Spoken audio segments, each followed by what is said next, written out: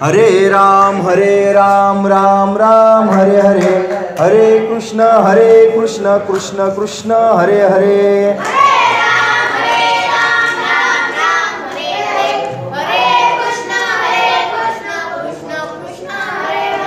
हरे राम राम राम हरे हरे, हरे कृष्ण कृष्ण कृष्ण हरे हरे।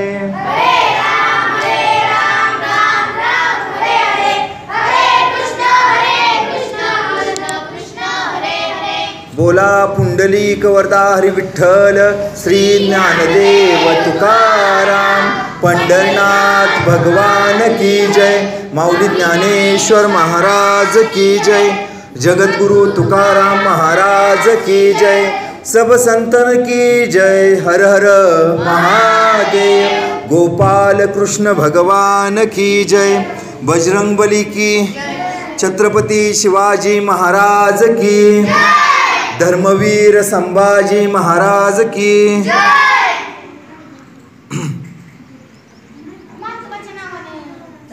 हां, वाचन कितीपर्यंत झाले? एवढे सगळे तुम्ही सर्वजण वाचाय बसलाय का? मग वाचाय कोण कोण बसलाय हात वर करा बरं. हरिपटवाळी बर, मोठी माणसं.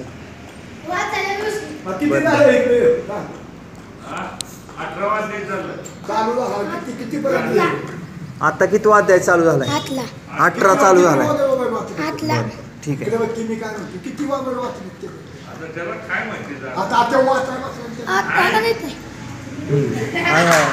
एवढं झालं बरोबर. 47 श्लोक चाललाय.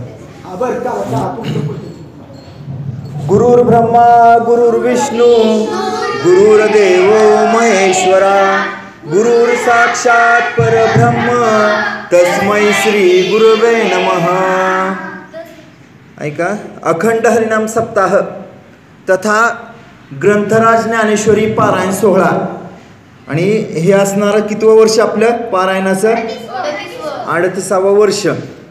आणि ह्या 38व्या वर्षातील आजची 6व्या दिवसाची प्रवचन सेवा, बरोबर ना?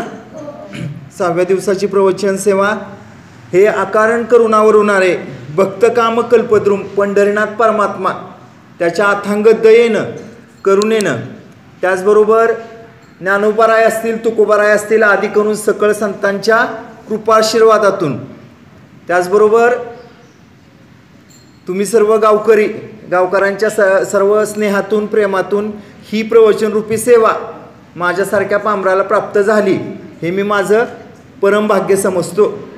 आता ऐका, प्रवचनरूपी सेवेकरता जी घेतलेली ओवी आहे, आता 1 तासभर कुणी उठायचं, तासभर कुणी हलायचं नाही. जोपर्यंत पसायदान होत नाही की नाही तोपर्यंत कुणी हलायचं नाही, जागा सोडायची नाही. हां, बरोबर का? तुम्हाला गोष्ट सांगतो, दृष्टांत सांगतो. हां, म्हणजे तुम्ही बसाल एका जागेवरती. काय ऐका, आता प्रवचनरूपीसाठी सेवेकरता जी ओवी घेतलेली आहे ती ओवी आहे ग्रंथराज ज्ञानेश्वरी. आणि या ग्रंथराज ज्ञानेश्वरीतील अध्याय क्रमांक 18 आणि अध्याय क्रमांक 18व्यातील 1742 क्रमांकाची ओवी आता सेवेकरता घेतलेली आहे. जास्त वेळ मी काय बोलणार नाही, 55 मिनटं बोलेन आता इथून पुढं. एवढाच मला वेळ आहे. 1 तासाची प्रवचनरूपी सेवा. कीर्तनाला किती तास? 2 तास. आणि प्रवचनाला 1 तास. त्याच्यामुळं आता सगळं जे लक्ष आहे, शाळेमध्ये कसं तुम्हाला एखादा तास असतो 35 मिनटाचा 30 मिनटाचा, मग तुम्ही ते सगळं लक्ष तिथं देता, तसं आता पूर्ण लक्ष आहे ते तुमचं या ओवीकडं आणायचं. काय आता या ओवीविषयी महाराज काय सांगतायत, ज्ञानेश्वर महाराज काय सांगतायत, संत महात्मे काय सांगतायत याचा विचार करायचा. ओवी खास तुमच्यासाठी घेतली आहे. तुम्ही मुलं समोर आहेत त्याच्यामुळे ही ओवी घेतली आहे. ओवी काय सांगते की तेने आबाल सुबोधे. आबाल सुबोध हा ग्रंथ कसा आहे? आबाल सुबोध आहे. ज्ञानेश्वरी हा ग्रंथ कसा आहे? मी नाही म्हणत, ज्ञानेश्वर महाराज म्हणतात की तेने आबाल सुबोधे. आबाल सुबोध याचा अर्थ काय की छोट्यातल्या छोट्या मुलाला सुद्धा हे ज्ञानेश्वरीतल्या ओव्या समजतील अशा अर्थाचे काही दृष्टांत आहेत ज्ञानेश्वरीमध्ये. कळतंय का? म्हणून विशेषण काय वापरलंय? शब्दप्रयोग काय केला आहे? आबाल सुबोध. हा ग्रंथ कसा आहे? आबाल सुबोध. आपल्याकडे एक शब्द आहे बघा, आबाल वृद्ध. आबाल वृद्ध म्हणजे काय? लहानांपासून वृद्धांपर्यंत. पण इथं ज्ञानेश्वर महाराज वृद्धांचा विषय बाजूलाच ठेवतात. ज्ञानेश्वर महाराज काय म्हणतात की ग्रंथ कसा आहे? आबाल सुबोधय. तेने आबाल सुबोधे, लहान मुलांना समजेल अशा पद्धतीचा हा ग्रंथ आहे. आता मला सांगा, ज्ञानेश्वर महाराजांनी ग्रंथ वयाच्या कितव्या वर्षी लिहिला? हां बरोबर आहे. कितव्या वर्षी? हां वयाच्या 16व्या वर्षी लिहिला. मला सांगा आता 16 वर्ष म्हणजे कितवीतला विद्यार्थी आला? 10वीतला आहे की नाही? 10वी किंवा 11वीतला. 10 आणि 6 वर्ष झाले की पहिलीला टाकतात ना, मग ते 10 आणि ते पहिले 6 म्हणजे 10वीतला विद्यार्थी आला. बरोबर. आजकाल बघा ज्ञानेश्वर महाराजांनी वयाच्या 16व्या वर्षी ज्ञानेश्वरी लिहिली. आता मला सांगा तुमचं वय आता किती असेल? 11, 12, 13 हे तुमचं वय आहे. बरोबर का नाही? हां कुणाकुणाचं 11 आहे? हात वर करा. 11 कुणाचं आहे? हां हात खाली घ्या. 12 हात खाली घ्या. 13 हां 14 बरं 10 हां 10 वाली पण आहेत. म्हणजे इथं प्रवचनाला बघा 10, 11, 12, 13 8 वाले पण बसलेत. वा वा वा. सगळ्यांसाठी एकदा टाळ्या होऊन जाऊ द्या जोरात. हां अतिशय सुंदर. तुम्ही सर्वजण इथं लहान मुलं बसलेलं आहेत आणि ओवी सुद्धा तुमच्याकरताच घेतली की तेने आबाल सुबोधे. आणि पुढं काय सांगितलं आहे का ओवीमध्ये? की तेने आबाल सुबोधे ओवीयेचेनी प्रबंधे. आता ह्या काय आहेत? सगळ्या ओव्या आहेत. त्या ओव्या. हा प्रबंध कुठला आहे? हा जो सगळा प्रबंध आहे 18 अध्यायाचा हा सगळा प्रबंध तो कुठल्या ह्याच्यात आहे? ओव्यामध्ये. का धडा लिहिला आहे ज्ञानेश्वर महाराजांनी? धड्यासारखं लिहिलं आहे का? एक वाक्य झालं की दुसरं वाक्य नाही. ज्ञानेश्वर महाराजांनी काय केलं आहे? काव्य लिहिलं आहे आणि त्याच्यामध्ये ओवी छंदाचा स्वीकार केला आहे ज्ञानेश्वर महाराजांनी. ओवीमधले बघा तुम्हाला थोडक्यात सांगतो, 3.5 मात्राची ओवी असते. पसायदान तुमचा पाठ आहे का? हां आता बघा कसं. आता विश्वात्मके देवे. शेवटचा शब्द कुठला आला? शेवटचं अक्षर कुठलं आलं? वे आलं. बरोबर. आता विश्वात्मके देवे येणे वागेदने तोषावे. तोषावेमध्ये कुठला आलं? शेवटचं अक्षर वे आलं. बरोबर. आता विश्वात्मके देवे, देवेमध्ये पण वे आलं, तोषावेमध्ये पण वे आलं. बरोबर. आता विश्वात्मके देवे येणे वागेदने तोषावे तोषो निमज द्यावे. तिथं काय आलं? परत वे आलं. म्हणजे हे 3 एकच अक्षर असतं. ओवी छंदामध्ये असं 3.5 जे भाग केलेले असतात ना, तर त्यातले जे पहिले 3 भाग आहेत त्या 3 भागामध्ये इकडे लक्ष द्या. 3 भागामध्ये शेवटचं अक्षर काय असतं? समान असतं. समान. बरोबर. आता विश्वात्मके देवे येणे वागेदने तोषावे तोषोनी मज द्यावे पसायदान हे. ती अर्धी मात्रा झाली. 3.5 मात्राची ओवी असते. बघा एक मध्ये उभी काठी दिलेली असते. हिंदीमध्ये जसं वाक्य संपल्यानंतर उभी रेष असते तसं ओवीमध्ये एक मात्रा झाली की काय असते? एक उभी काठी असते. बरोबर. 3.5 मात्राची एक ओवी. बरोबर. तुम्हाला समजलं का? हे ओवी छंद समजला का? आता पुढची ओवी काय? हां ते एक ओवी संपली. आता त्याच्या पुढची ओवी जे खळांची व्यंकटी सांडो. बघा सांडो. सांडो काय आलं शेवटी? डो. जे खळांची व्यंकटी सांडो तया सत्कर्मी रती वाढो. तिथं पण डो आलं. तया सत्कर्मी रती वाढो. भूता परस्परे पडो. पडो तिथं डो आलं. बरोबर. म्हणजे हे कसे अक्षर आली सरकी? सगळे समान आले. हां डो डो डो असं आलं. मग हा कुठला झाला प्रकार? हा कुठला प्रकार झाला? छंद. ओवी छंद झाला. मग बघा आता ओवी काय सांगते? तेने आबाल सुबोधे ओवी येचेनी प्रबंधे. आता पुढचं बघा काय का? ब्रह्मरस सुस्वादे अक्षरे गुंतिली. आता ह्या सगळ्या उदाहरणामध्ये किंवा ह्या सगळ्या ओवीमध्ये कुठला रस आहे? ब्रह्मरस. हां ह्या ओवीमध्ये दे दे एक शब्द आहे. बरोबर. तेने आबाल सुबोधे ओवी येचेनी प्रबंधे ब्रह्मरस सुस्वादे अक्षरे गुंतिली. आता ह्या ज्या सगळ्या ओव्या आहेत, या सगळ्या ओव्यामध्ये कुठला रस भरलाय? ज्ञानेश्वरीमध्ये ओव्या किती आहेत? ज्ञानेश्वरीमध्ये 18 अध्याय आहेत आणि 18 अध्यायामध्ये ओव्या किती? 9034 ओव्या आहेत. त्या किती ओव्या आहेत? 9034 ओव्या आहेत. त्या 9000 ओव्या समजा, मग त्याच्या निम्मे 4500 तर नुसते दृष्टांत आहेत, नुसत्या गोष्टी. त्या तुम्हाला गोष्टी आवडतात का नाही लहान मुलांना? मग ज्ञानेश्वरीमध्ये ज्ञानेश्वर महाराजांनी दृष्टांत सांगितलेत, म्हणजे ह्या कथा सांगितल्यात, आपला सिद्धांत समजून देण्यासाठी कथा सांगितल्यात. आता तुम्हाला मी काय म्हटलं आल्या आल्या की तुम्हाला मी काय सांगेन?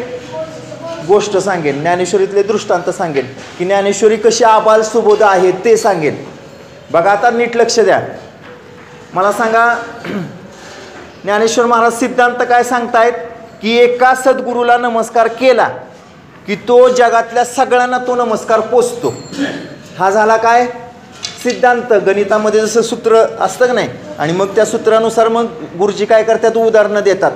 मग तुम्ही एकदा सूत्र तुम्हाला समजलं की तुम्ही पाहिजे तितकी गणित सोडवू शकता. आता मी तुम्हाला सूत्र काय सांगितलं? एका गुरुला नमस्कार केला की तो सगळ्यांना पोचतो. आता बघा ज्ञानेश्वर महाराजांनी किती भारी भारी उदाहरणं दिली आहेत ह्या एका सिद्धांतासाठी.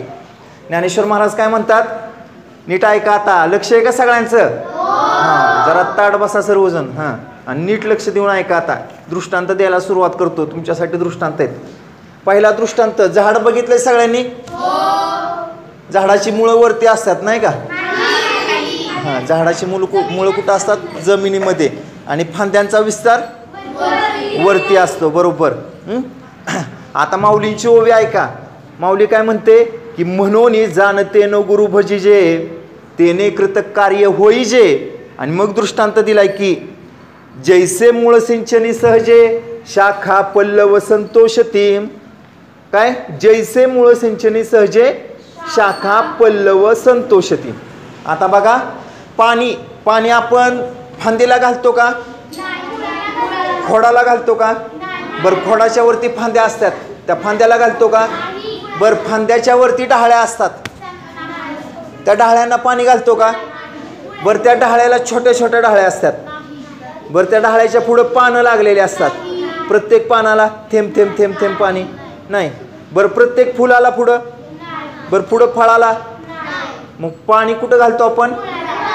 बघा, अरे तुम्ही किती हुशार आहे मुलं. ज्ञानेश्वरीतलं तुम्हाला कळतंय सगळं, की जैसे मूळ सिंचनी सहजे शाखा पल्लव संतोषती. एका मुळाला पाणी घातलं की बाकी पाणी कुठं दुसऱ्याला घालावं लागतं का? मग मी मगाशी सिद्धांत काय सांगितला? एका सद्गुरूंना नमस्कार केला, की जगातल्या सगळ्यांना तो नमस्कार पोचतो. जगामध्ये दुसरं कोण राहतं का नमस्कार करायला शिल्लक? देव सुद्धा शिल्लक राहत नाही नमस्कार करायला. एका सद्गुरूला नमस्कार केला की तो नमस्कार कुठं पोचतो? अख्ख्या सगळ्या देवांना, सगळ्या जीवांना, सगळ्यांना तो नमस्कार पोचतो. नमस्कार करायला दुसरं कोण शिल्लकच राहत नाही. उदाहरण कळलं का? तुम्हीच उदाहरण मला सांगितलं नाही का? मुळालाच ते पाणी घातलं पाहिजे म्हणून. आता सिद्धांत हाच आहे, नीट लक्ष द्या. लक्ष आहे का सगळ्यांचं? आता दुसरं उदाहरण ज्ञानोबाराय काय देतात? की ज्ञानोबाराय काय म्हणतात? की एका समुद्राचं स्नान केलं. बघा, एका समुद्राचं स्नान केलं की सगळ्या नद्याचं स्नान केल्यासारखं आहे. किती? एका समुद्राचं स्नान केलं की सगळ्या नद्याचं स्नान केल्यासारखं आहे. कसं ते पहा, कसं ते पहा. मला सांगा, नद्या जाऊन शेवटी कुठं मिळतात? समुद्रात मिळतात, बरोबर का नाही? सगळ्या नद्या शेवटी जाऊन कुठं मिळतात? ज्यांना ऐकायचं त्यांनी पुढे या. आणि ज्यांना जायचंय त्यांनी गेलं तरी चालतंय. एवढ्या सगळ्यांना ऐकायचं आहे ना आता? सगळ्या नद्या जाऊन कुठं मिळतात? शेवटी समुद्रामध्ये जाऊन मिळतात. मग एका समुद्राचं स्नान केलं की बाकी तीर्थाचं स्नान करायची गरज आहे का? म्हणजे किती शॉर्टकट सांगितलंय बघा. ज्ञानेश्वर महाराजांनी काय केलंय? शॉर्टकट सांगितलंय की प्रत्येक नदीवरती जाऊन तिथं आंघोळ करण्याची तुम्हाला काय गरज आहे का? या नदीवर जायचं आंघोळ करायचं, त्या नदीवर जाऊन आंघोळ करायचं नाही. ज्ञानेश्वर महाराज काय म्हणतात? सगळ्या नदीचं पाणी शेवटी जाऊन कुठं मिळतं? समुद्रात मिळतं. म्हणून ज्ञानेश्वर महाराज म्हणतात की समुद्रावगाहणी तीर्थे सकळ, का तीर्थे जे त्रिभुवनी ती घडती समुद्रावगाहणी. अर्ध्या ओवीमध्ये सांगितलंय का तीर्थे जी त्रिभुवनी ती घडती समुद्रावगाहणी.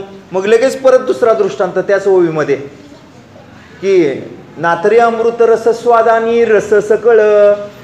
एका अमृताचं सेवन केलं की बाकीचं रस सेवन करण्याची काय गरज आहे का? एक अमृत रस सेवन केलं की सगळं रस सेवन केल्यासारखं आहे. आता बघा उन्हाळ्यामध्ये रसाला सुरुवात होते. कुठल्या रसाला सुरुवात होते? आंब्याच्या रसाला सुरुवात होते नाही का? आमरस. अजून ऊसाचा रस, बरोबर. ऊसाच्या रसाला सुरुवात होते, आंब्याच्या रसाला सुरुवात होते. तसं बघा आता ज्ञानेश्वर महाराजांच्या ह्या ओवीमध्ये किंवा संतांच्या साहित्यामध्ये कुठला रस भरलाय? ब्रह्मरस भरलाय. कुठला रस भरलाय?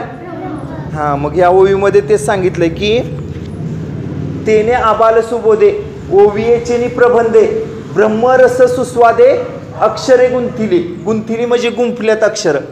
ही अक्षर कशी गुंफलेत मग असे सांगितलं का नाही तुम्हाला? प्रत्येक ओवी छंदामध्ये अक्षर ही गुंफलेत. समजलं इथपर्यंत? आता तुमच्यासाठी एक दृष्टांत सांगतो ऐका. माऊलींचे जे शब्द आहेत ना ते शब्द एक एक शब्द आहे ना, एक एक शब्द संतांचा किंवा एक एक ओवी ही इतकी मोठी आहे की आपण त्याची कल्पना करू शकतो का? अर्थाच्या दृष्टीनं कल्पना करू शकत नाही. एक एक शब्द हा समुद्रा इतका खोल आहे. येते का लक्षात? तुम्हाला उदाहरण देऊन सांगतो त्यासाठी ऐका.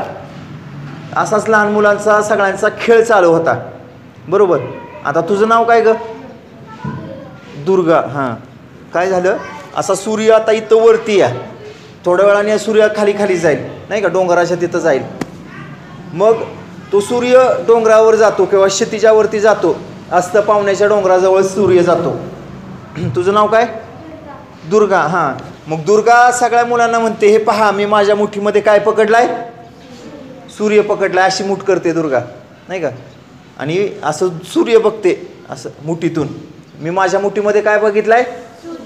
हां, ज्ञानेश्वर महाराजांची ओवी सांगतो 4थ्या अध्यायातली. ज्ञानेश्वर महाराज काय म्हणतात? बिंब तरी बचके वडे परी प्रकाशात त्रैलोक्य थोकडे शब्दाची व्याप्ती तेने पाडे अनुभवावी. शब्दाची व्याप्ती, शब्द किती व्यापक आहेत? शब्द इतके इतके व्यापक आहेत जसं सूर्याचं तेज आपल्या मुठीमध्ये मावतं असं आपल्याला वाटतं, बरोबर. लहान मुलांना काय वाटतं? मी माझ्या मुठीमध्ये सूर्य पकडलाय. आता दुर्गाने तसं म्हटल्याबरोबर सगळ्या मुलांचा खेळ सुरू झाला. प्रत्येकजण म्हणू लागले हे पहा मी पण माझ्या मुठीमध्ये सूर्य पकडला. तुझं नाव काय? अंजली. अंजली म्हटली हे पहा मी माझ्या मुठीमध्ये सूर्य पकडलाय. तुझं? वैष्णवी. वैष्णवी सुद्धा म्हटली मी माझ्या मुठीमध्ये काय पकडलाय? सूर्य पकडलाय. सगळ्यांचा प्रत्येकाचा खेळ सुरू झाला. कोण उड्या मारू लागले, हसू लागले, खेळू लागले. झालं. सूर्यनंतरनं अस्त पावला, अंधार पडला, प्रत्येकजण आपापल्या घरी गेले. आता मला सांगा खरोखर सूर्य मुठीमध्ये मावेल का? बरोबर. तसं इथं बसून जर कीर्तनकार सांगत असेल नाही का, तुकोबरायांना या अभंगातून हे म्हणायचंय किंवा ज्ञानेश्वर महाराजांना या ओवीतून हे म्हणायचंय नाही का, म्हणजे तो त्याच्या बुद्धीप्रमाणे तो अर्थ लावण्याचा प्रयत्न करतो त्या अभंगाचा किंवा त्या ओवीचा. पण खऱ्या अर्थानं त्याला ती ओवी स्पष्ट करता येते का? नाही. का तर ती ओवी कशी आहे? खोल आहे, सखोल आहे. किंवा मगाच्या सूर्यासारखी ती ओवी आहे. जसं लहान मुलांना सूर्य आपल्या मुठीत सापडल्यासारखं वाटतं तसं इथं कीर्तनकारांना वाटू शकतं की मला ओवी समजली किंवा मला अभंग समजला, पण तो झाला त्यांच्या बुद्धीचा अर्थ. बघा नीट ऐका. जर समजा एखाद्याला वाटलं की मला ही ओवी समजली, या शब्दाचा अर्थ समजलाय, तर त्यानं सुद्धा काय करावं की निखालाचा आनंद घ्यावा. जसं लहान मुलांनी त्या खेळाचा आनंद घेतला नाही का, तसं आपल्याला जर वाटलं की एखादा शब्द माझ्या बुद्धीच्या मुठीमध्ये पकडता आलाय तर आपण तो त्याचा आनंद घ्यावा, पण असं समजू नये की मला समजलेल्याचा अर्थ सर्वथा सत्य आहे म्हणून नाही का. अर्थ कसा आहे? व्यापक आहे. सूर्य, मला सांगा सूर्यामुळं तुमचं घर फक्त एकट्याचं प्रकाशित होतं का? शेजारचं ते पण होतं. बरं शेजारचं गाव ते पण होतं. तालुका, जिल्हा, देश, नाही का, सगळं त्रैलोक्य प्रकाशित होतं सूर्यामुळं. म्हणजे सूर्याच्या प्रकाशामध्ये किती किती ताकद आहे, तर इतकी इतकी ताकद आहे. तद्वत त्या पद्धतीनं संत महात्म्याचे शब्द आहेत. बघा आता अजून एक दृष्टांत तुम्हाला सांगतो, समजेल असा. बघा नीट ऐका, लक्ष देऊन ऐकताय का? पहा, कधी कुठं कुणाला एखादी ओवी स्पर्श करून जाईल, किंवा एखादा शब्द स्पर्श करून जाईल, किंवा एखादी गोष्ट स्पर्श करून जाईल, एखादी गोष्ट कळेल, हे तुम्ही आज सांगू शकताय का? नाही. किंवा मी तरी सांगू शकतोय का? नाही. कुणाला एखादं वाचता वाचता खूप गोड वाटेल ज्ञानेश्वर महाराजांचा एखादा दृष्टांत. आता तुम्हाला एक दृष्टांत सांगितला ना, मूळ सिंचनी सहजे शाखा पल्लव संतुष्टी. म्हणजे तुम्हाला कळली गोष्ट की पाणी नेमकं कुठं घालायचं, मुळांना घालायचं.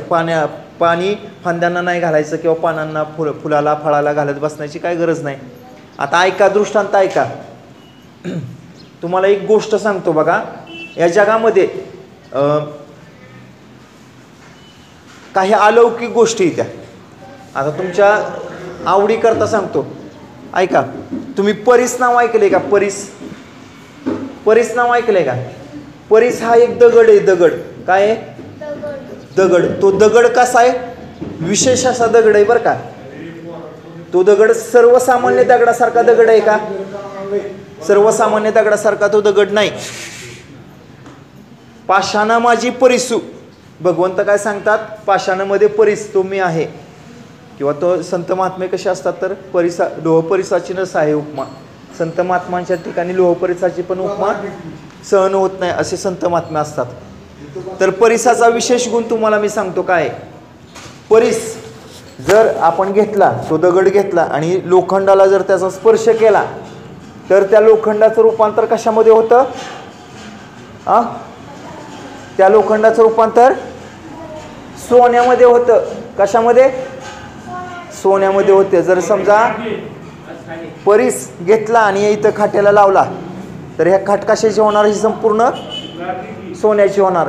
किंवा तो लोखंडाचा स्टँड आहे, त्या लोखंडाच्या स्टँडला जर परिस लावला, दगड घेतला, तो परिस घेतला आणि त्या लोखंडाच्या स्टँडला लावला, तर त्या लोखंडाचं रूपांतर कशात होणार? त्या स्टँडचं रूपांतर सोन्यामध्ये होणार. समजलं का? तर ऐका, एका गावामध्ये एक लोहार दादा येतो. घिसाडे जे असतात का नाही, विळा, खुरप, कुऱ्हाडी हे शेवटण्याचं काम करतात, किंवा धार लावण्याचं त्यांना काम असतं, करतात ते. ऐरणीच्या देवा तुला ठिणगी ठिणगी वाहू दे, गाणं ऐकलंय का? त्या पद्धतीनं त्यांचा तो जाळ पुढं चालू असतो. लालबुंद असं लोखंड तापवतात, ऐरणीवरती ठेवतात आणि मग त्याच्यावरती घाण्याने गाव घालतात आणि त्याला धार लावतात किंवा आकार देतात वेगवेगळं. विळे तयार करून देतात, खुरपे वगैरे तयार करून देतात, कुऱ्हाडी तयार करून देतात. मग एका गावामध्ये लोहारदादा, आज हे गाव उद्या ते गाव, नाही का, आज 4 दिवस हे गाव, उद्या 4 दिवस दुसरं गाव, असा त्यांचा नित्यक्रम चालू असतो. तर मग त्या लोहारदादाकडं एक दिवस एक शेतकरी येतो. बरोबर, एक शेतकरी येतो आणि म्हणतो की हे माझ्या काय करायचं आहे, कुऱ्हाडींना आणि विळांना काय करायचे, धार लावायचे, तेवढी तुम्ही काय करा, धार लावून द्या. बरोबर. मग आता त्या लोहारदादाकडे एक विळा असतो. विळा काय असतो? ऐका, त्या लोहारदादाकडे काय असतो? एक विळा असतो. आणि तो काय म्हणतो शेतकरी दादाला, माझ्याकडे हा एकच विळा राहिलाय, तुम्ही हा विळा घ्या. किती रुपयाला घ्या? 25 रुपयाला. किती रुपयाला? 25 रुपयाला. मगाचा सूर्य गेला, टेकडीच्या आड गेला, आता अंधार पडू लागला हळूहळू, नाही का. शेतकरी दादा काय म्हटला, मला हा विळा नको, माझ्या घरी भरपूर विळे आहेत, मला काय विळ्याची आत्ता गरज नाही. मग तो लोहारदादा काय म्हणे की अहो शेवटचाच एकच विळा राहिलाय, नाही का, मी तुम्हाला काय जास्त किंमत सांगत नाही, दिवे लागण्याची वेळ आहे आता, एक 25 रुपये किंमत, योग्य किंमत सांगतोय, तुम्ही तो विळा घ्या. शेतकरी दादा म्हटले की मला काय विळ्याची आत्ता गरज नाही, मला तो विळा नको. मग लोहारदादांनी तो विळा काय केला, आपल्या झोपडीपाशी ठेवून दिला. आता त्यांचं काम सुरू झालं. शेतकऱ्याने आणलेले कुऱ्हाडी वगैरे ते शेवटू लागले, त्याला धार लावू लागले, पाणी देऊ लागले. आणि मग बघता बघता अंधार पडू लागला. आणि अंधार पडता पडता शेतकरी दादा इथं, बरोबर, शेतकरी दादा इथं, मध्ये तो ऐरण नाही का, ऐरणीचा ठिणग्याचा जाळ तो वरती वरती चाललाय, ऐरणीच्या देवा तुला ठिणगी ठिणगी वाहू दे. आणि पलीकडं इकडं झोपडी त्या लोहारदादाची. आणि मग शेतकऱ्याला इकडून पलीकडं काहीतरी चककताना दिसलं, चमचम चमचम असं चककणारी गोष्ट दिसली. बरं, आता ठिणग्याचा जाळ म्हणावा तर ठिणग्या एका जागेवर थांबतात का चमचम करत? नाही. ठिणग्या काय होतं, वरती वरती वरती वरती उडत उडत जातात हळूहळू, नाही का. जसजसं पेटतं, जसं वारा आपण भाता फुंकला जातो तसं तो जाळ वरती वरती ठिणग्या जातात. मग तो शेतकरी दादा काय म्हणे की पलीकडं काहीतरी चककतंय बरं का तुमच्या झोपडीच्या तिथं, लोहारदादा तुमच्या झोपडीच्या तिथं पलीकडं काहीतरी चककतंय, बघा बरं काय ते. मग लोहारदादा बघतो बरं का, तर काय असतो तो विळा असतो. आणि तो विळा कशाचा झालेला असतो?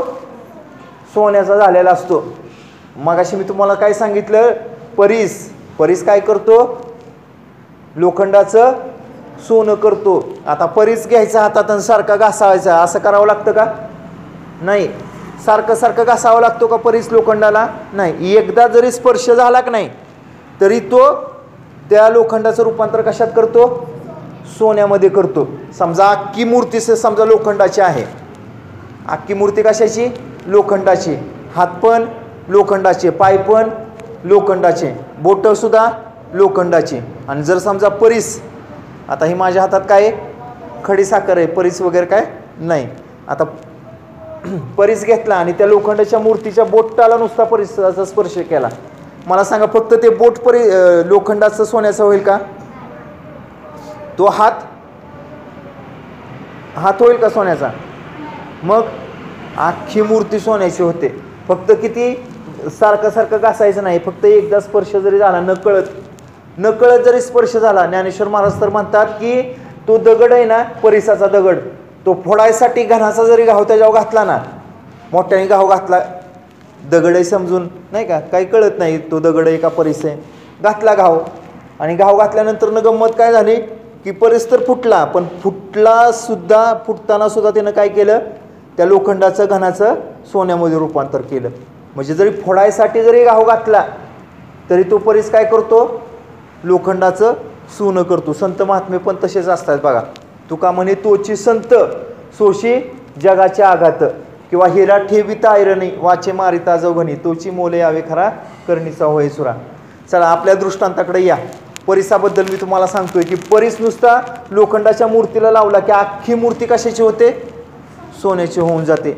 आणखीन एक गंमत आहे याच्यामध्ये बघा. काय काय सोनं कसं असतं? डुप्लिकेट सोनं असतं.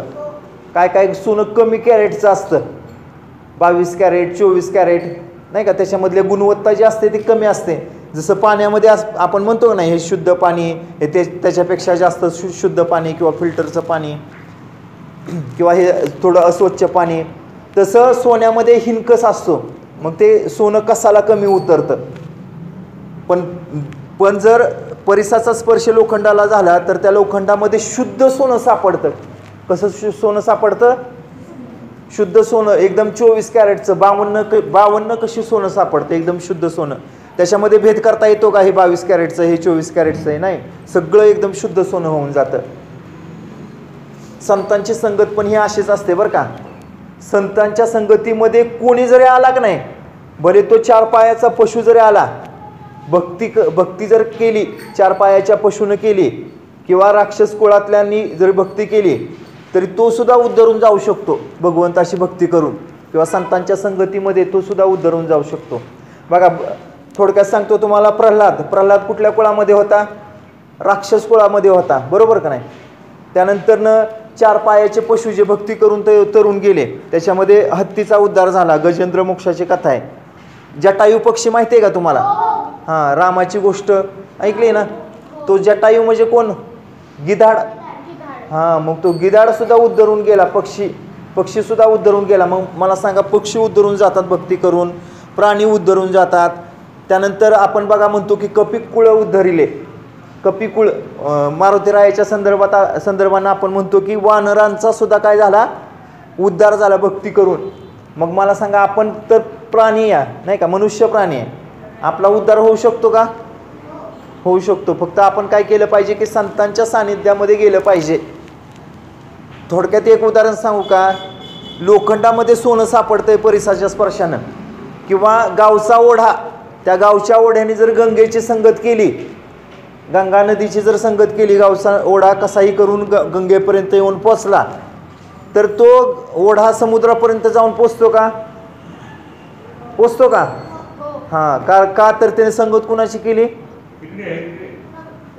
संगत कुणाची केली? गंगा नदीची संगत केली नाही का. म्हणून आपण काय करायचं, संगत नेहमी कुणाची पाहिजे आपल्याला? चांगल्याची पाहिजे.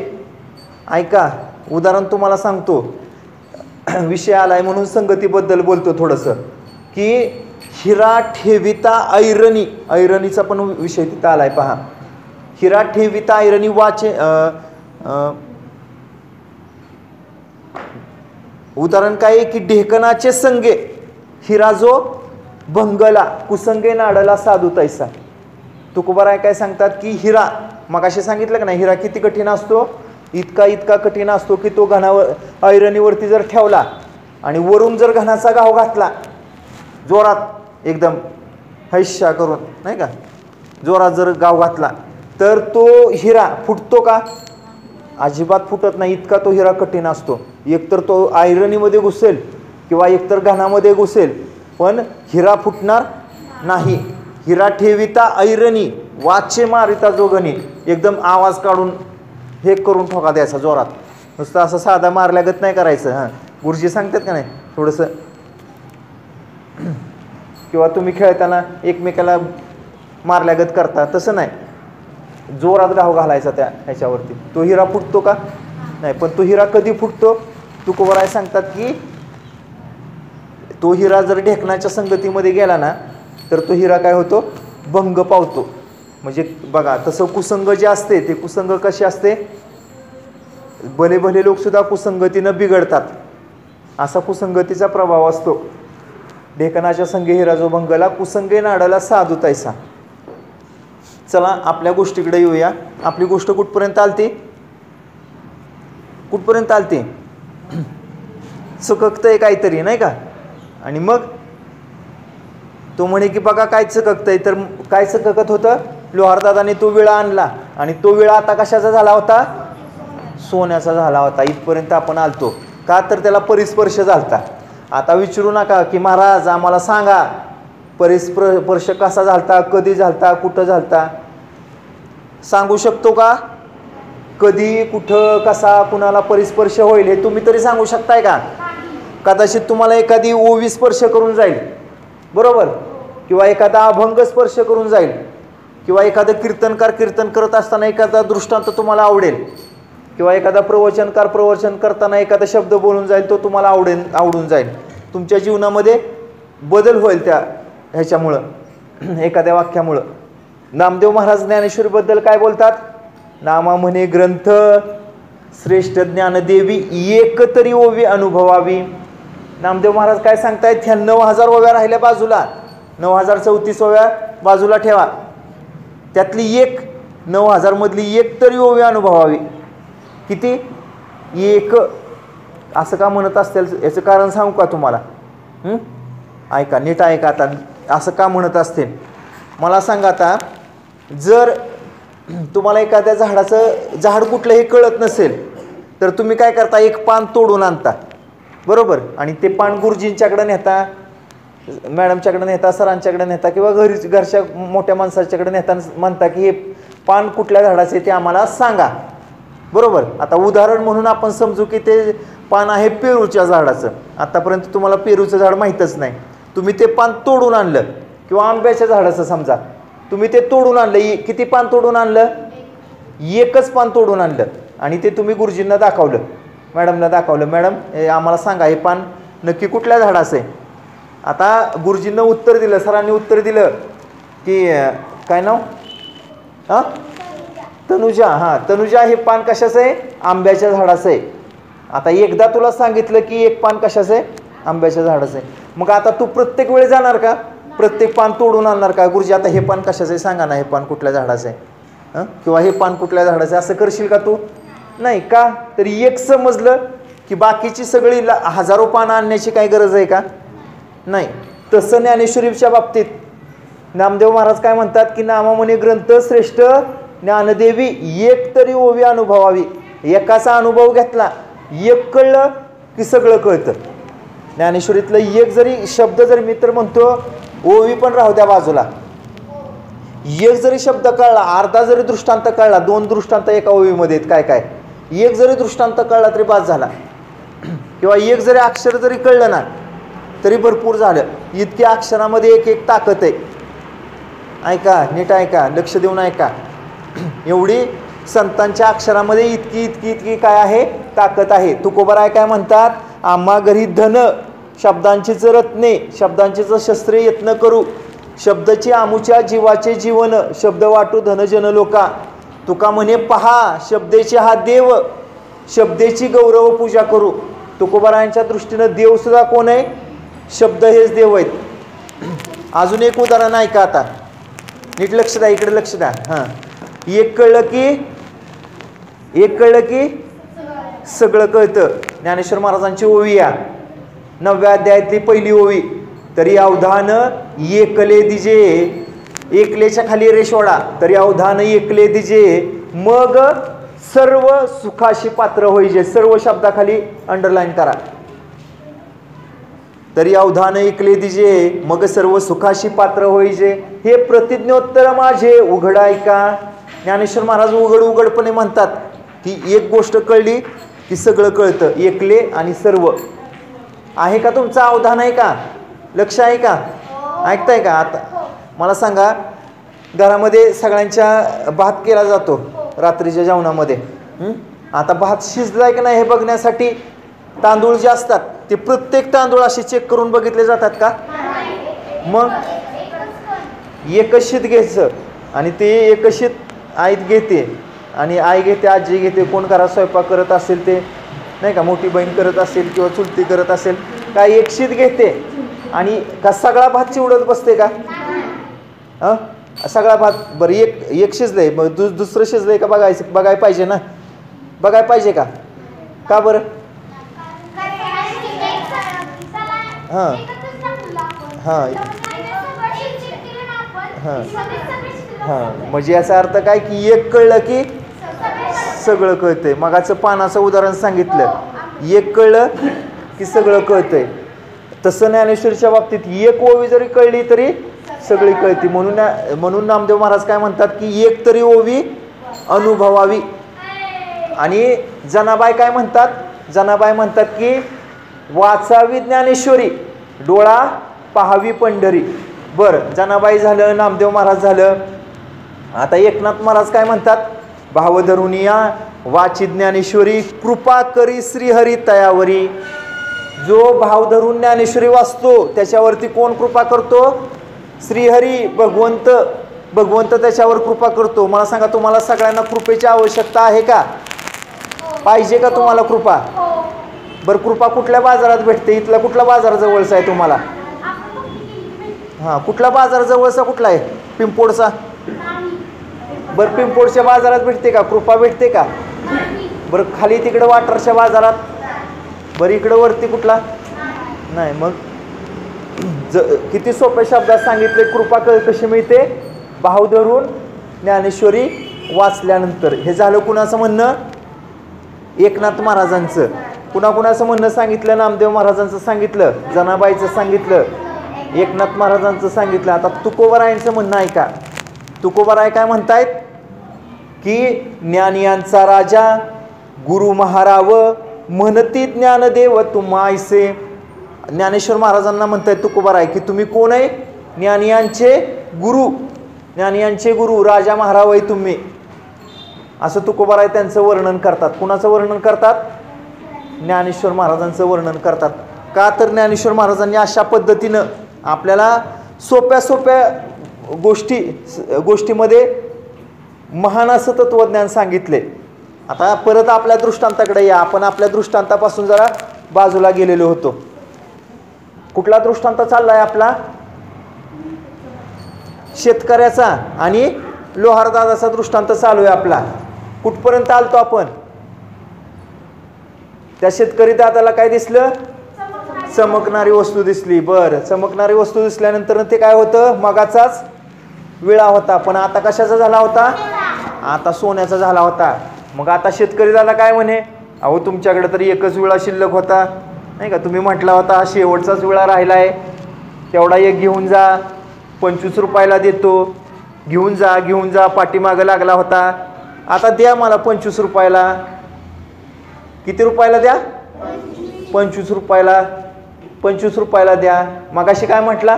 माझ्याकडे भरपूर विळं येतं, भरपूर कुऱ्हाडी येतं, मला काय आता गरज नाही. पण आता सोन्याचा दिसला तो विळा, म्हणून काय म्हणे की आता मला द्या. मला सांगा आता की तो लोहार दादा त्या शेतकरी दादाला तो विळा 25 रुपयाला देईल का? बरोबर, अगदी झालं तसंच. लोहार दादा म्हटले की आता नाही, आता मला विळा द्यायचा नाही. मग शेतकरी दादा अजून म्हटला की किंमत वाढवूया, 25चे हे धरा 50, 25चे किती धरा?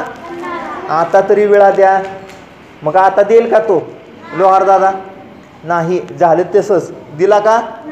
मग पुन्हा शेतकरी दादाने किंमत वाढवली. आता 25चे 50 धरा, 50चे 75 नाही, 50चे 500 धरा म्हटलं. आता हे धरा 5 करकरीत 100च्या नोटा काढल्या आणि हे धरा 50चे किती धरा? 500, आणि मला तो विळा द्या. आता किती ग्रॅम चाललंय सोनं माहिती आहे का? कसं तोळा चाललंय? सोन्याचा काय भाव आहे आता सध्या? किती? काहीतरी 60,000 वरती गेले ना. कशाचा भाव? 10 ग्रॅमचा ना, एका तोळ्याचा. मग त्या विळ्याचं किती रुपये होतील आत्ताचा जर भाव काढायला गेले तर? मग तो 500 रुपयाला तो विळा देईल का शेतकरी दादा? झालं सुद्धा तसंच. आणि मग ऐका, लोहार दादा म्हणे की तुम्ही हा विळा 25चे 50 काय आणि 50चे 500 काय, मला विळा द्यायचा नाही. लोखंडाचा विळा परिसी लागला, मागिली या मोला मागू नये. आता पाठीमागच्या मोलाला मागून चालेल का? चालेल का? तसं मला सांगा, जर तुमच्यामध्ये जर परिवर्तन झालं संतांच्या संगतीमध्ये येऊन, बरोबर, आपल्यामध्ये जर परिवर्तन झालं तर आपण पहिल्यासारखे राहू का? मग असं जसं उदाहरण दिलं की तो ओढा जाऊन कुठं पोचला? समुद्राला जाऊन पोचला, नदीचा स्वीकार केला म्हणून नाही का? किंवा परिसाची कृपा झाली म्हणून लोखंडाचं कशात रूपांतर झालं? सोन्यामध्ये रूपांतर झालं. ऐका, अजून काय काय अलौकिक गोष्टी त्या पहा. ऐका, लक्ष देऊन ऐका. परीस ही अलौकिक गोष्ट आहे. अजून एक अलौकिक गोष्ट आहे, अमृत. नाव ऐकलंय का? ऐकलंय का? कुठं मिळतं? हां, देवलोकामध्ये, स्वर्गामध्ये असते अमृत नाही का? जे मृत्यू भेने प्याले अमर. मृत्यूच्या भीतीने देवलोक काय केले? देवाने काय पिलं? अमृत पिलं. पण गंमत सांगू का तुम्हाला? अमृत पिऊन सुद्धा अमर होतात का? नाही. त्यांना सुद्धा शेवटी मरावं लागतं किंवा त्यांना सुद्धा शेवटी मृत्यूलोकात यावं लागतं. उगाचच ज्ञानेश्वर महाराज म्हणतात की वायाची अमृतपणाचा, उगाच त्याला काय म्हटलंय? अमृत म्हटलंय. बरं, अजून एक दिव्य गोष्ट तुम्हाला सांगतो. परीस झाला, अमृत झालं. चिंतामणी नाव ऐकलंय का? चिंतामणी. हां, चिंतामणी काय करतो? हां, पसायदानामध्ये आहे नाही का? चला कल्पतरूचे आरव, चेतना चिंतामणीचे गाव. संत महात्मे कसे? चेतन चिंतामणीचे गाव आहेत. चिंतामणी एक दगडच आहे किंवा तुमान्यासारखा. आपण इच्छा जर व्यक्त केली ना तर ती आपली इच्छा काय होते? पूर्ण होते. असा चिंतामणी. ह्या दिव्य गोष्टी त्या ऐका. कुठल्या दिव्य गोष्टी सांगितल्या? पहिली कुठली सांगितली? परीस सांगितली. परीसाहून आपण आलो इकडं. त्या दृष्टांतावरून इकडं विषय आपला वाढत चाललाय.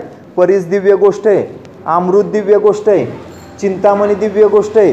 कल्पतरू नाव ऐकलंय का? कल्पतरू तळवटी जो कोणी बैसला, काय वाणी त्याला सांगा जोजी. कल्पतरू हे एक असं झाड आहे की त्या कल्पतरूच्या झाडाखाली जर बसलं तर काय होतं? आपण जे बोलल ते काय होतं? खरं होतं. एक मनुष्य गेला जंगलामध्ये आणि जंगलामध्ये काय झालं, तो गेला आणि एका कल्पतरूच्या झाडाखाली बसला. बसल्यानंतर त्याच्या मनामध्ये विचार आला, तो बोलू लागला की इथं जर थंडगार पाणी असतं तर किती बरं झालं असतं, नाही का. आणि अचानक मग तिथं काय झालं, थंडगार पाण्याचा झरा निर्माण झाला. मग म्हटलं की आता इथं जर झोपायला मस्तपैकी अशा गाद्या असत्या, तक्क्या असत्या, लोड असतं, किती बरं झालं असतं. लगेच तिथं पलंग तयार झाला. मग म्हटलं इथं सेवा करणारे नोकर चाकर असते, किती बरं झालं असतं. लगेच नोकर चाकर. मग त्याच्या मनामध्ये विचार आला की इथं एवढं सगळं प्रगट होतं, इथं भूत तर नसेल ना, म्हणू लागला तो. आणि अचानक काय झालं, भूतच प्रगट झालं तिथं. आणि मग काय म्हटला, हे भूत मला खाणार तर नाही ना, खाऊन टाकलं, नाही का. असं कल्पतरूचं झाड, कल्पतरू तळवटी जो कोणी बैसला. कल्पतरू ही एक दिव्य गोष्ट आहे. कल्पतरू एक दिव्य गोष्ट आहे. अजून दिव्य गोष्ट कोणती या सांगा, कुठकुठल्या सांगितल्या तुम्हाला, परीस, अमृत, चिंतामणी, कल्पतरू. अजून एक तुम्हाला सांगतो, कामधेनू. कामधेनू, हां, गाय, बरोबर. धेनू म्हणजे गाय आणि कामधेनू स्वर्गामध्ये आहेत. कामधेनू, कामधेनूसुद्धा काय करते की आपल्या इच्छा पूर्ण करते. तुकोबारायांनी भगवंताला, विठ्ठलाला म्हटलंय बरं का एका अभंगामध्ये, आम्हा घरी एक गाय दुभत आहे. आमच्या घरी म्हणे एक गाय दुभते, या दूध देणारी एक गाय. आम्हा घरी एक गाय दुभत आहे, पानान समाये त्रिभुवनी. मग तिचं वर्णन करतात. तिचं म्हटले दूध त्रिभुवनाला सरत नाही, इतकं दूध ती देते. मग तिचं नाव सांगतात, नावते वानते सावळी, नावते श्रीधरा, सरे वसुंधरा 14 भुवने. तिचा वान कसा आहे तर सावळा आहे म्हणे. वर्णन कुणाचं चाललंय, पांडुरंगाचं वर्णन चाललंय. आमच्या घरी एक गाय आहे म्हणे, आमच्या घरी दूध देणारी एक गाय आहे. आम्हा घरी एक गाय दुभत आहे, पानान समाये त्रिभुवनी. वानते सावळी, नावते श्रीधरा, सरे वसुंधरा 14 भुवने. वत्स नाही माय भलत्या सवे जाय, कुरवाळी तोला हे भावभरणा. चहुधारी शिर ओळली अमूप, ढाले सनकादिक सिद्धमुनी. तुका म्हणे माझी भूक तेते काय, जोगाविते माय तिन्ही लोक. तुकोबाराय म्हणतात की माझी भूक बघितली तर किती थोडीशी, आणि ही गाय काय करते, किती दूध देते तर जोगाविते माय तिन्ही लोक. आणि हे दूध कुणी कुणी पिलंय तर संत महात्म्यांनी हे दूध पिलंय. ढाले सनकादिक सिद्धमुनी. संत महात्म्यांनी या दुधाचं म्हटले चव चाकलेली आहे. असं कामधेनूचं वर्णन तिथं तुकोबाराय करतात. ह्या सगळ्या गोष्टी कशा आल्या, दिव्य गोष्टी आल्या. पण ह्या सगळ्या दिव्य गोष्टी पैकी जर सगळ्यात दिव्य गोष्ट कुठली असेल तर काय आहे, आपल्यासमोर जो हा ग्रंथ आहे ना, हा सगळ्यात दिव्य गोष्ट आहे. ज्ञानोबारायांची ज्ञानेश्वरी आणि तुकोबारायांची गाथा, संत साहित्य. हे संत साहित्य आपल्याला वाटतं की पुस्तकं आहेत, पानं आहेत ती फक्त, पण ह्याच्यामध्ये इतका अर्थ आहे, इतका खोल अर्थ आहे किंवा इतका गर्भित अर्थ आहे की आपण जर ह्या ग्रंथाची जर सेवा केली तर साक्षात आपल्याला कोण भेटा येऊ शकतं, भगवंत साक्षात आपल्याला भेटा येऊ शकतो. इतकं या ग्रंथाच्या सेवेमध्ये इतकं सामर्थ्य आहे. किंवा भेटायला येऊ शकतो म्हणण्यापेक्षा आणखीन एक खोलातली गोष्ट सांगू का तुम्हाला. हां, तुम्हाला समजणार हे ग्रंथ वाचल्यानंतर की आपण कोण आहे आणि देव कोण आहे. काय समजणार, आपण कोण आहे आणि देव कोण आहे. आता सांगू काय ह्याच्या पुढे जाऊन, हां ह्याच्या पुढे जाऊन ऐकायचं आहे का. हां, ह्याच्या पुढे जाऊन तुम्हाला एक गोष्ट कळणार की आपण देवापेक्षा वेगळे नाही. ही गोष्ट तुम्हाला कळणार ज्यावेळेस तुम्ही संत साहित्याचा अभ्यास करणार त्यावेळेस. वास्तविकता ऐका, मला सांगा. आता उदाहरणं देतो तुम्हाला, सोपी उदाहरणं देतो, पहा तुम्हाला कळेल अशी उदाहरणं देतो.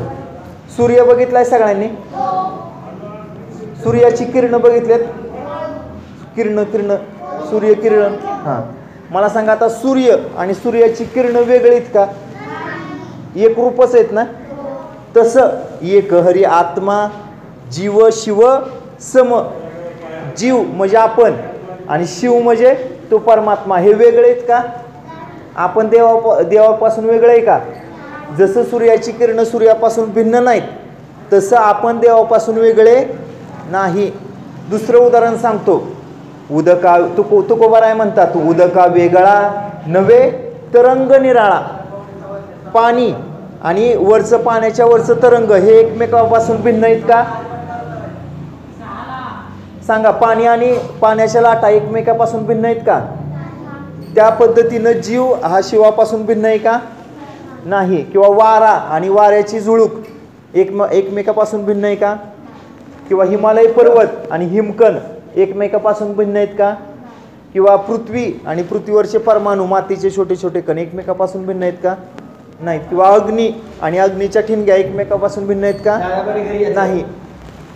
हे सगळी उदाहरणं कशा करता दिली?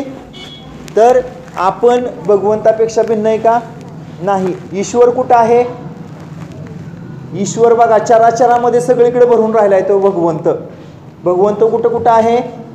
चराचरामध्ये आहे. तेजस्वी वस्तू आहेत ना, चंद्र सूर्य, या तेजस्वी वस्तूतलं तेज म्हणजे कोण आहे? भगवंत आहे. बरं, एखादा बुद्धिवान असेल, लक्ष द्या, लक्ष द्या इकडे समोर. बुद्धिवानाच्या ठिकाणची बुद्धी म्हणजे कोण आहे? भगवंत. तपस्व्यांच्या ठिकाणचं तप म्हणजे कोण आहे? भगवंत आहे. बुद्धिमानाच्या ठिकाणची बुद्धी, तपस्व्यांच्या ठिकाणचं तप, तेजस्वी वस्तूमधलं तेज. त्यानंतर जलाच्या ठिकाणी असणारं जे जलत्व आहे ते म्हणजे कोण आहे? भगवंत आहे. असा भगवंताची व्याप्ती ही सगळ्या चराचरामध्ये भगवंत भरून उरलेला आहे. हे जी पंचमहाभूतं आहेत, या पंचमहाभूतांना आधार कोणाचा आहे? भगवंताचा. ही सगळी सृष्टी ही भगवंतमय आहे. भगवंता वाचून एक सुद्धा गोष्ट बाजूला आहे का कुठली? नाही. विठ्ठल जळी स्थळी भरला, रीता ठाव नाही उरला, तुम्या दृष्टीने पाहिला विठ्ठलची विठ्ठल. भगवंत हा कुठं आहे? आपल्या हृदयामध्ये पण आहे आणि समोरच्याच्या हृदयामध्ये किंवा प्रत्येक प्राणीमात्राच्या हृदयामध्ये भगवंत आहे. भगवद्गीता सांगते, काय सांगते? ईश्वर सर्वभूतानां हृद्देशे अर्जुन तिष्ठती. मग त्या भगवंताला आपण शरण जायचं. कुठल्या भगवंताला शरण जायचं? आपल्या हृदयातल्या भगवंताला शरण जायचं. आणि आपलं जे कर्म आहेत ना, कर्म, आपलं कर्म हेच काय आहे? फुलं येती स्वकर्म कुसुमाची विरा, किंवा आपली कर्म हेच फुलं येते, ती फुलं आपण भगवंताला अर्पण करायच्यात. चांगले कर्म करणं ही त्या भगवंताची सेवा आहे. लक्षात येते का? आपण चांगलं कर्म करणं ही त्या भगवंताची सेवा आहे. भगवंत किती जवळ आहे? थोडक्यात उदाहरण तुम्हाला देतो. आता तुमचे चेहरे बघून कळायला लागलं मला की आता तुम्हाला काय सांगितलं पाहिजे, थोडी उदाहरणं कळेल असे सांगितलं पाहिजे. ऐका. सिद्धांत काय की भगवंत कुठं आहे? हृदयात आहे. तैसा हृदयामध्ये मी रामू असता सर्व सुखाचा आरामू. 9व्या अध्यायातलं चिंतन सांगतो तुम्हाला थोडक्यात. तिथं ज्ञानेश्वर महाराजांच्या ओव्या बघा किती गोड आहे त्या. तुम्ही गोचिड बघितलंय का कधी? गोचिड गाईच्या कासेला असतं ते. गोचिड काय करतं? माऊली सांगते की पाहे पा दूध पवित्र आणि गोड पासे त्वचेच्या पदराड परी त्या अभेरुनी गोचिड काय अशुद्ध न सेविते. गोचिड काय करतं? अशुद्ध रक्त पितं. ते दूध पितं का पवित्र? गोड दूध. गाईच्या कासेलाच असतं. आता मला सांगा त्या दुधामध्ये आणि त्या गोचिडेमध्ये किती अंतर आहे? किती अंतर आहे? एकदम अत्यल्प अंतर आहे. थोडंसंच अंतर आहे. आपली पट्टी जर घेतली तर काही मिलीमीटरचं सुद्धा अंतर नसेल. बरोबर. फक्त त्वचेचा एक पदर आड आहे. त्या पदराच्या आडच गोड दूध आहे. अंतर कमी आहे. पण गोचिड काय करतं? अशुद्ध रक्त सेवन करतं. बरोबर. आता अंतर लक्षात घ्या. हे झालं पहिला दृष्टांत. आता दुसरा दृष्टांत लक्षात घ्या की सरोवर भरलेलं आहे, तळं भरलेलं आहे. आता तळ्यामध्ये काय आहे? बेडकी सुद्धा आहे. बेडकं सुद्धा आहे ती आणि कमळ सुद्धा तिथंच त्या तळ्यामध्ये. भुंगा दुरून येतो कुठून तरी आणि मकरंदाचा चारा खाऊन निघून जातो. पण त्या बेडूकाला मकरंदाचा चारा खावा असं वाटतं का? नाही. ते बेडूक काय करतं? चिखलामध्येच लोळत बसतं. आता अंतर किती त्याला जवळ आहे? तिथं त्याच तळ्यामध्ये कमळ आहे, पण तो कधी मकरंदाचा चारा खातो का? नाही. अंतर कमी आहे, पण ते अंतर कमी असलं तरी त्याला प्राप्ती आहे का चांगल्या गोष्टीची? नाही. आता तिसरं उदाहरण ज्ञानोबराय सांगतात. तिसऱ्या उदाहरणाकडे चला. की नातरिणी दैवाच्या परिवरी लोह्या रुतल्या आहाती सहस्रवरी परित्येत बैसोनी उपवासू करी का दरिद्री जिये. आता हा एक दृष्टांत नीट लक्ष देऊन ऐका. बघा, एक दरिद्री मनुष्य आहे. आता तो फक्त एकटा दरिद्री का? ना तरी निदैवाच्या परिवारी. तो एकटाच निदैवी का नाही, तर सगळं कुटुंब निदैवी महाराज. त्याची झोपडी पहा, त्याची झोपडी पहा कशी, चंद्रमौळी झोपडी आहे. चंद्रमौळी झोपडी म्हणजे काय की रात्रीचं जर वरती बघितलं तर झोपडीतनं वरचा चंद्र सुद्धा दिसतो, अशी त्याची झोपडी. तुटकी मुडकी अशी त्याची झोपडी. त्याची भांडी जर घरातली बघितली तर कळकटलेली भांडी सगळी, चूल पडलेली, भिंती खचलेली, अशा पद्धतीची ती त्याची झोपडी. मुलं कशी हाडाची काढा झालेली, स्वतःची कपडे अंगावर नीट नाही ती घालायला, मुलांना लिहायला खायला प्यायला लिहायला चांगलं नाही, अशी त्याची विपन्न अवस्था, दरिद्री अवस्था. पण ज्ञानोबा काय सांगतायत की त्याच्या ह्या दारिद्र्याला छेद देणारं धन कुठे आहे. ना तरी निदैवाच्या परिवारी लोह्या रुतल्या हाती सहस्त्रवरी. किती लोह्या रुतल्या त्या, हजारो लोह्या रुतल्या त्या, हजारो सोन्याची नाणी पुरले ती. कुठं पुरले ती, का जेत पैसोनी उपवासू करी, का दरिद्री जी जिथं बसून तो उपवासी जीवन जगतोय, जिथं बसून तो दारिद्र्यामध्ये जीवन जगतोय, त्याच्या त्या दारिद्र्याला, त्याच्या त्या विपन्नतेला छेद देणारं धन किती जवळ आहे. जिथं उपवासी जीवन जगतोय ना त्याच्याच खाली पुरून ठेवलंय. इतकं इतकं इतकं ते धन त्याला जवळ आहे. मगाशी सांगितलं ना गोचिडीला पवित्र दूध किती जवळ आहे, फक्त एक तोचेचा पदर आड आहे. त्या बेडकाला मकरंदाचा सारा किती जवळ आहे, तिथंच कमळ तिथंच आहेत, कमळाचे फुलं तिथंच उमललेत सगळे सरोवरामध्ये. किंवा आत्ताच्या निदैवी मनुष्याला ते धन किती जवळ आहे. ऐका, पलीकडेचं जर त्यानं कुदळ किंवा फावडं जर घेतलं ना, किंवा टिकाव जर घेतला ना त्यानं, आणि बसल्या जागी जर त्यानं अंगामध्ये आहे नाही तेवढं बळ वापरलं आणि जर घाव घातला तर खनखन एखादा आवाज येईल आणि एखादी मोहोर सुद्धा त्याबरोबर बाहेर येईल. इतकं इतकं ते धन त्याला जवळ आहे. आता कल्पना करा, कल्पना करा की ते तो जिथं उपवासी जीवन जगतोय ना तिथं गाडगं पुरलंय असं कल्पना नका करू. काय गाडगं पुरलंय असं कल्पना करू नका. एक मोठा माठ पुरला अशी कल्पना करा. किंवा मी तर सांगेन की माठ पुरलाय, माठ पुरलाय अशी कल्पना करू नका. तिथं रांजण पुरलाय अशी कल्पना करा. मला सांगा आता ती त्या रांजणाच्या वरती जमीन नाही का, पुरलाय रांजण, जिथं बसून उपवासी जीवन जगतोय त्याच्यावरती त्याची झोपडी. क्षणात तिथं राजवाडा उभा राहील का, राहील का नाही. त्याला जर हा साठा सापडला तर, पण त्याला सापडतोय का, नाही. ही सगळी गोष्ट कुणाची या, आपली माणसाची या. आपल्याला देव किती जवळ आहे. एक वेळ ह्या तिन्ही गोष्टी आहेत ना, नीट लक्ष द्या, एक वेळ ह्या तिन्ही गोष्टी सुद्धा लांब आहेत प्रत्येकाला. त्या गोचिडीला एक वेळ ते दूध लांब असेल, त्या बेडकाला एक वेळ मकरंदाचा चारा लांब असेल, त्या निदैवी मनुष्याला तो धनाचा साठा एक वेळ लांब असेल. पण आपल्याला देव लांब आहे का, नाही. आपल्याला देव कुठेही जवळ आहे, आपल्या हृदयातच आहे, किंवा आपण भगवंत स्वरूपच आहे. येते का लक्षात. बाकीच्या ठिकाणी तरी अंतर आहे. तुकोबारायांचा एक अभंग आहे पहा, की तुकोबाराय म्हणतात की, तुकोबाराय काय म्हणतात की, न करी भगवंताला म्हणतात की न करी आता आळस अव्यरू. अरे भगवंता विठ्ठला आता आळस करू नकोस, आमचा अव्यर करू नकोस. न करी आता आळस अव्यरू, फावया दुरी कैसा अंतरू, फावया कैसा दुरी अंतरू. तुकोबाराय काय म्हणतात, न करी आता आळस अव्यरू. भगवंता आता तो आळस करू नकोस, आता तो आमचा अव्यर करू नकोस. फावया दुरी कैसा अंतरू, दूर व्हायला अंतरच कुठे म्हणले तुझ्यात आणि माझ्यात, नाही का. मग हे आपलं स्वरूप कधी कळतं आपल्याला, संतांच्या संगतीमध्ये आपण गेल्यानंतर कळतं. नाहीतर वास्तविकता आपण कसं वागतो, मूर्ख लोकांच्या पद्धतीनं वागतो. काही मूर्ख लोकांच्या दृष्टांत ऐका. एका मूर्ख व्यक्तीनं काय केलं की अचानक ऐका, दैवयोगाने त्याच्या मुखामध्ये अमृत पडलं होतं. काय पडलं होतं, अमृत. आता फक्त त्यानं ते गिळायचं शिल्लक राहिलं होतं. पण त्यानं काय केलं, समोर त्याला मृगजळ दिसलं. मृगजळ म्हणजे नसलेलं पाणी त्याला दिसलं. आणि त्यानं काय केलं त्या मूर्खानं की तोंडातली अमृताची गुळणी थुंकून टाकली. माऊली म्हणते, बहु मृगजळ देखोनी डोळा, थुंकी जे अमृताचा गिळता गळाळा.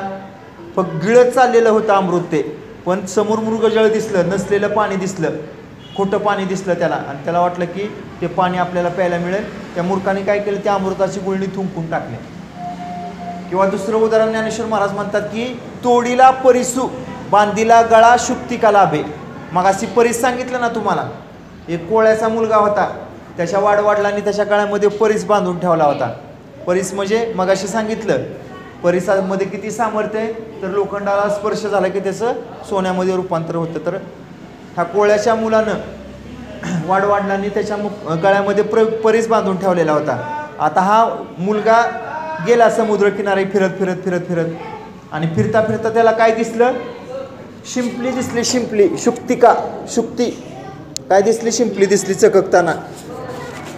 मग त्यानं काय विचार केला, त्याची नाव गेली खोल समुद्रामध्ये गेली.